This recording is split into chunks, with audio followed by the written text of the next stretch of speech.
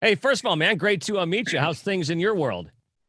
Things are great. We just got to Milwaukee today. We're going to shoot a music video tonight because we have a couple days off. And I don't know, we're just catching up on sleep, all that Yeah. kind of stuff. Yeah, there you go. Did you guys play Louder Than Life this weekend?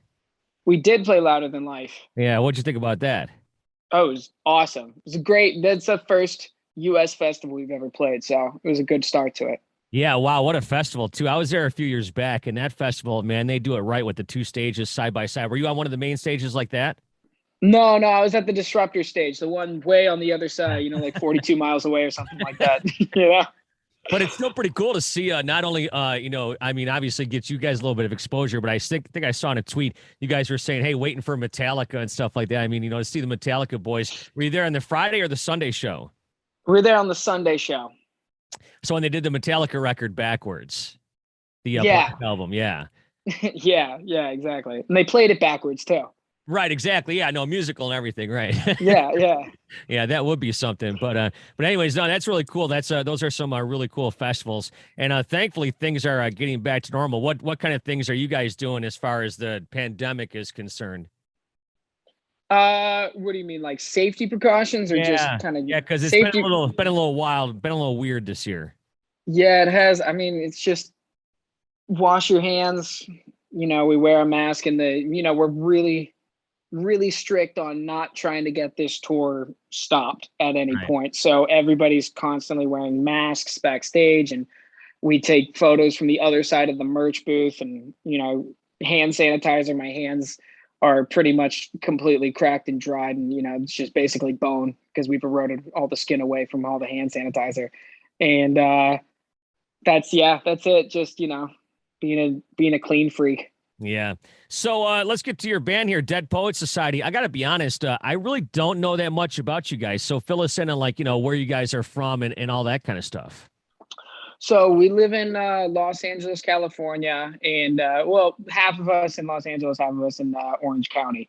And but we all formed at college in Boston, Massachusetts, way back in like 2013. Yeah, way, way back. Way back. Yeah. Yeah, so you guys are at Berkeley, right? Yeah, Berkeley College of Music. Now that's really interesting because I know a few guys that went to Berkeley. JD from Black Label Society, my friend Rob DeLuca from Spread Eagle. He's in a band called UFO. Those guys both went there. Sick. But you went, Nice band name. yeah, right, yeah. So you guys went to Berkeley, and you yourself, now, if correct me if I'm wrong, you took guitar, and then you decided, yeah, this isn't really for me, and kind of switched over to vocals. Is that right? That is right. Yeah, I was sitting in a guitar lab my second year of Berkeley, and if okay, so a guitar lab, to paint the picture, is a room with like 15 guitarists all playing the same chords. It's like pretty much as close to hell as you can get.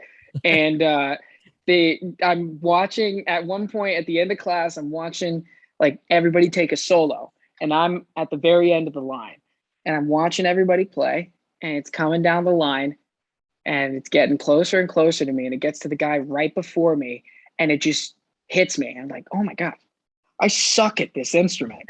And so right after that class, I went straight to the vocal department and switched my instrument over. Now, I mean, you got to be able to play a little bit of guitar, right? Yeah, but I'm not like a guitarist, Right. I can't solo or do any of that stuff. And I don't really like solos to begin with, but I'm not like a good guitarist. I can play. So, you're talking about Metallica just a few minutes ago. Can you appreciate, I mean, you have to appreciate a guy, right? Like James, the rhythm guitarist, singer, the whole thing. 100%. I can appreciate all of that and that genre of music and what is what has that. I mean, they've defined that genre. So I can 100% appreciate it, but I can't do it. Now, with Dead Poet Society, what do people tell you sound like? Because I haven't been able to really place it yet. We've gotten my voice. I've gotten Jeff Buckley. We've gotten like a heavier Nothing But Thieves or like a heavier Royal Blood before. We've gotten Muse and Queens and Jack White. We get that sometimes. Hmm. So like, yeah, I mean, it's all bands we listen to. So probably little mixture of everything. Yeah, I was going to say, so that's probably bands that you're influenced by then. 100%. Yeah. So I have to ask you about the names. So I know you're on the screen, so you can't roll your eyes, but you've probably heard this question a billion times. But how you come up with the name Dead Poet Society? Obviously, there's a movie and the whole thing.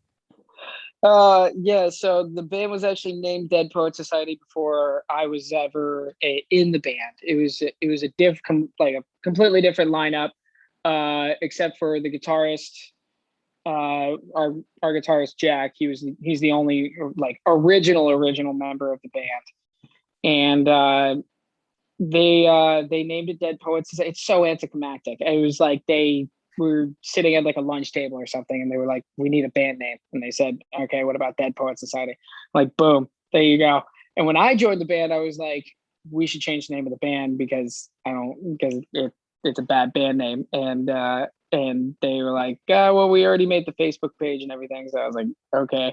And then here we are 8 years later, and we're all like, "We should have changed the band name. What are you gonna do?" Well, once you make the Facebook page, I mean, it's set in stone then, right? It's like, yeah, it's like a blood contract with Mark Zuckerberg himself. Right. So I guess your fans, they would call you DPS or something, right? Is that? Yeah, people call it DPS. Yeah, that's it. DPS, Dead Poet Society. Even DPS doesn't really roll off the tongue. What are you gonna do? It becomes like a thing of its own at some point, you know? Right, right. So are the other guys in the band now? They all went to Berkeley too, and they graduated as well. Yeah, they all went to Berkeley College of Music. Our bass player Dylan actually joined the band only like 2-3 years ago, but he's been a homie of ours for since the beginning too. So when we needed a new bassist, he naturally stepped in. He was at Berkeley too. So all Berkeley boys.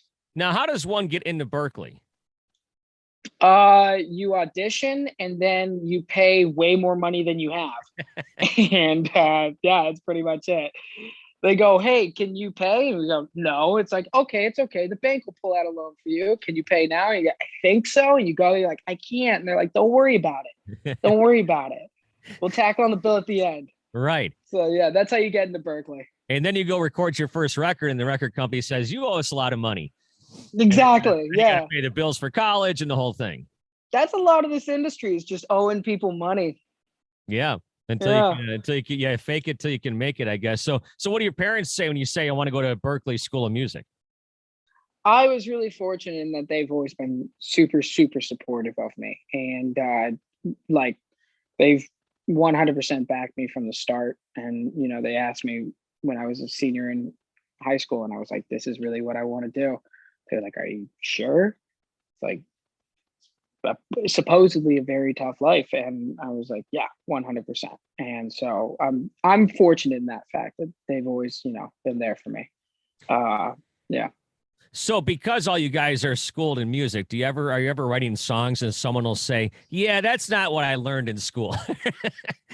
No, in fact, everything that we learned in school, we try to do the exact opposite. Opposite. Okay, I got you. 100%.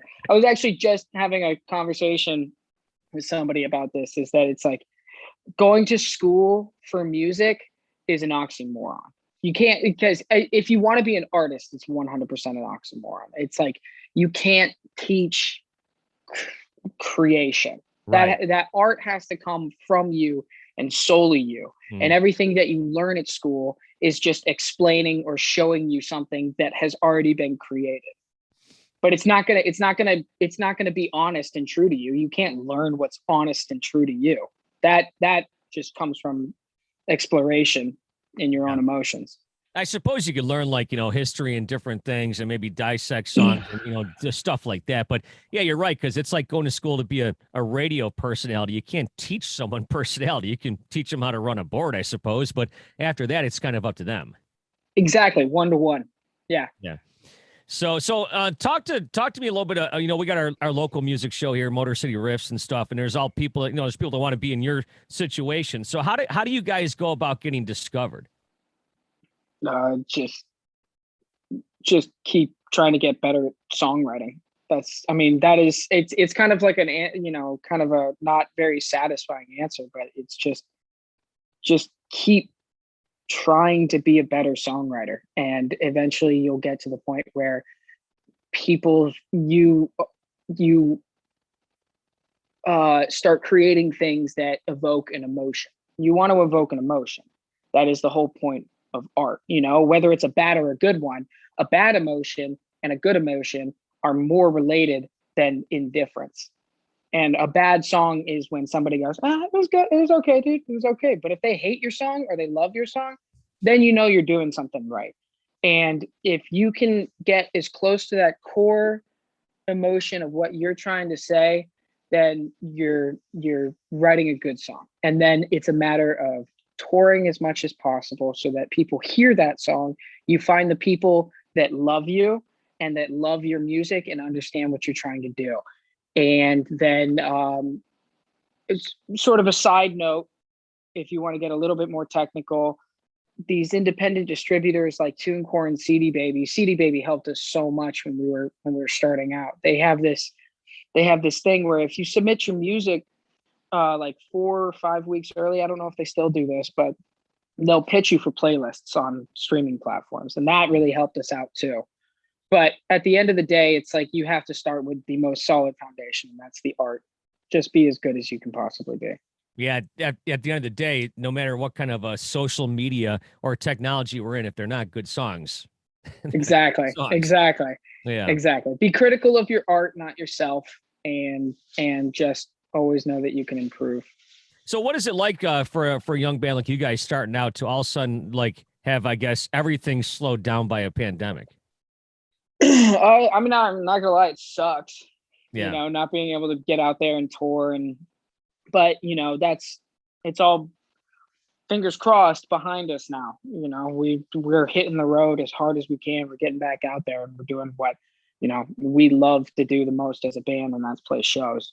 It definitely slowed us down on the touring side, not necessarily the streaming side and the creating the album, because we were pretty much done with the album when lockdown happened. It was a matter of mixing it, and our mixing engineer lives in England, so it was going to be an email conversation no matter what.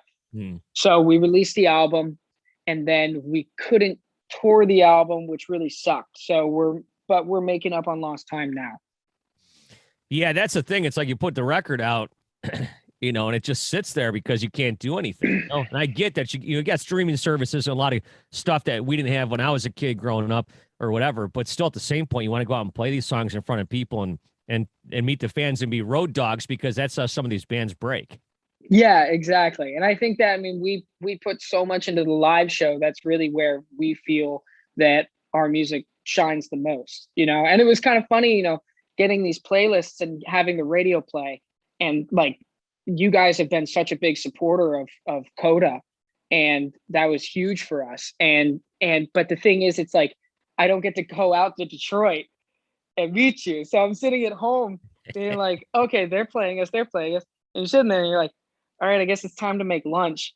And so like, it's like, it doesn't feel tangible until this happens. Yeah, well, you're going to be here this coming Thursday along with Bad Flower. That's a cool tour, and at St. Andrews Hall, the famed St. Andrews Hall. Have you ever watched Eminem's 8 Mile movie? Yes, I have.